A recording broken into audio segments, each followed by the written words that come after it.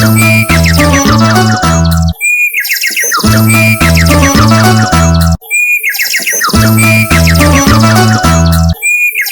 शांति छोटे। ओम शांति भैया। छोटे, तो चलो हम आज की मूल्य रिवाइज करते हैं।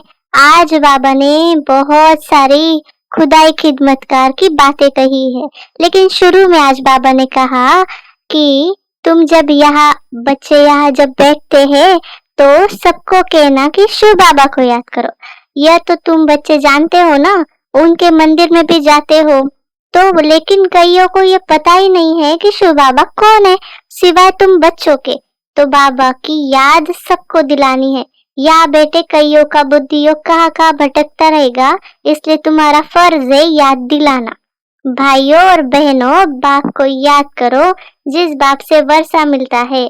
तुम अभी सच्चे भाई बहन हो, ऐसे बाबा ने हम सबको बताया है। तो भैया, आज बाबा ने कहा है कि हम सभी को याद दिलाना चाहिए कि भाइयों बहनों, शिव बाबा को याद करो, क्योंकि बाबा कहते हैं कि सिर्फ हम बच्चे ही बाबा को जानते हैं। हाँ छोटे, उसके बाद आज बाबा ने भाई बहनों को भी याद किया। बाबा ने कहा हम सभी बच्चे आपस में भाई बहन हैं।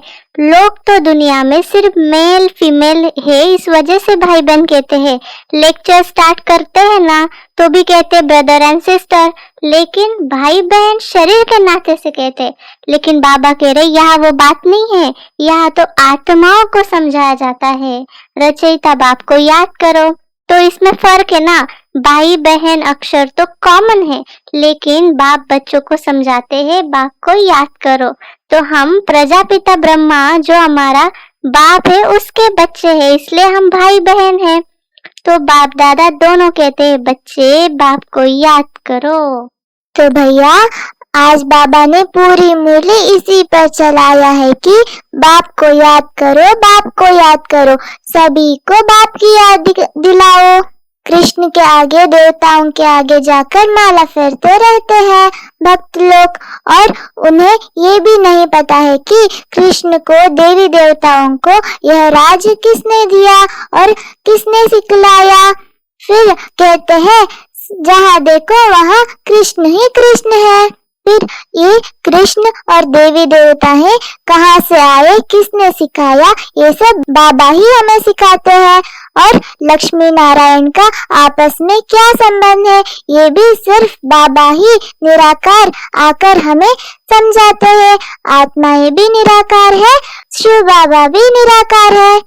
लेकिन भैया, शिव बाबा तो ज्ञान का सागर, प्यार का सागर, शांति का सागर है, बेहद के बाप है। उनको तो शरीर नहीं है, उनको समझाने के लिए शरीर चाहिए। खुद कहते हैं हम इस ब्रह्मा तन में आता हूँ तब तो इन ब्राह्मण धर्म की स्थापना हो सकती है।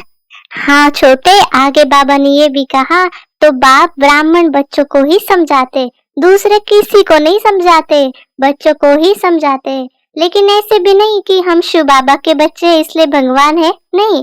बाप बाप है, बच्चे बच्चे है। हाँ, जब बच्चा बड़ा हो, बाप बने, बच्चे पैदा करे, तब बाप कहा जाता है ना। इनके तो ढेर बच्चे हैं, बच्चों को ही समझाते हैं। जो निश्चय बुद्धि है, निश्चय बुद्धि बाप की आज्ञा पर चलेंगे, क्योंकि श्रीमत से श्रेष्ठ बनते हैं। तो ऐसे बाबा ने आज बहुत अच्छी बात समझा दी। हाँ भैया, बाबा ने ये भी कहा है कि सब तो पूरी रीति श्रीमत पर नहीं चलेंगे, नंबरवार चलेंगे, क्योंकि बहुत बड़ी राजाई है। राजाई में प्रजा, नौकर, चाकर, चंडाल आदि सब चाहिए।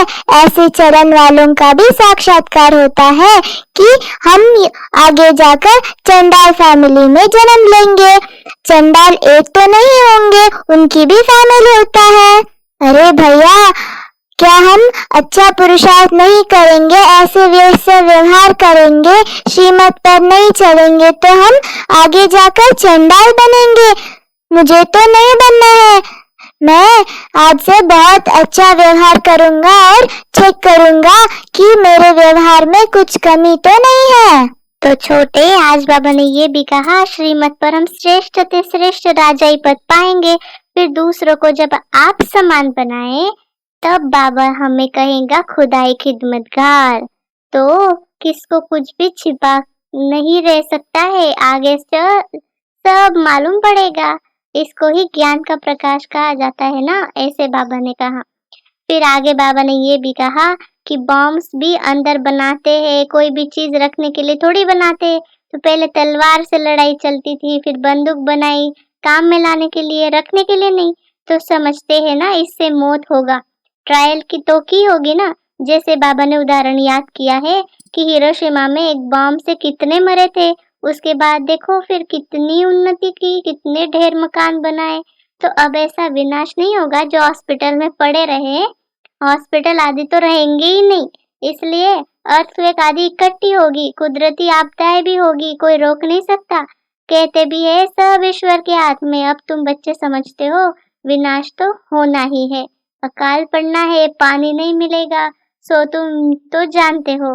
बाबा ने आज विनाश की भी बड़ी बातें याद की है, जैसे कल भी याद की थी। 2-3 दिन से बाबा विनाश को बहुत अच्छे से बता रहा है छोटे। हाँ भैया, जैसे बाबा कहता है अभी तो वही हो रहा है। जैसे हम बाहर देखेंगे तो कितनी हाहाकार मची हुई है। भैया अभी तो हमें बहुत तीव्र पुरुषार्थ करनी है। अभी हमारे पास बहुत थोड़ा समय बचा हुआ है। अगर अभी नहीं पुरुषार्थ करेंगे तो हम आगे जाकर क्या बनेंगे। छोटे, तो बाबा ने आगे ये भी कहा है कि बाबा ही समझाते सच क्या है झूठ क्या है। सत्य एक है, बाकी सब झूठ है। बाबा ने कहा कि हम सब सीताएक राम को याद करती है, अथवा सब भक्तियां सजनिया एक शिव भगवान को माना साजन को याद करती है। क्योंकि अभी रावण राज्य है ना, शोक वाटिका में है, तो बाबा अशोक वाटिका में लेके जाने के लिए आया है। तो बाबा कहता है कितना दुख है, कोई मर जाता है तो जैसे पागल हो जाते हैं लोग। स्वर्ग में तो यह सब नहीं होता, अकाले मृत्यु नहीं होती जो स्त्री विधवा हो जाए और एक ऐसा समय पर एक चोला छोड़ जाकर दूसरा लेते हैं। ऐसा मेल व फीमेल का लेंगे, यह भी उनको पता पड़ जाता है साक्षात्कार से। तो बाबा ने आज ये भी याद किया है कि कलयुग में कितना दुख है और सतयुग में कितना सुख होगा।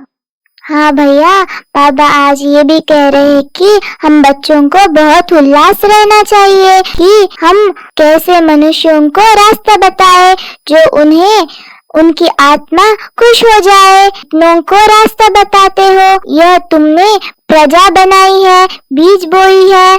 जन्मते ही कोई राजा नहीं बनते हैं, पहले प्रजा के अधिकारी होते हैं, फिर पुरुषार्थ करते करते क्या से क्या बन सकते हैं। हमको सर्विस पर देख औरों को भी उमंग आएगी, हम भी क्यों ना ऐसा पुरुषार्थ करें। छोटे, तो आज बाबा ने ये भी कहा कि भक्ति मार्ग में भी बहुत हाल है, सभी की बुद्धि यहाँ वहाँ भटकती रहती है, लेकिन बाबा तो अनुभवी है। बाबा बहुत बड़ा जवाहरी था ना, तो सबसे अच्छा धंधा जवाहरात का होता है, उसमें सच झूठ को समझना बड़ा मुश्किल होता है।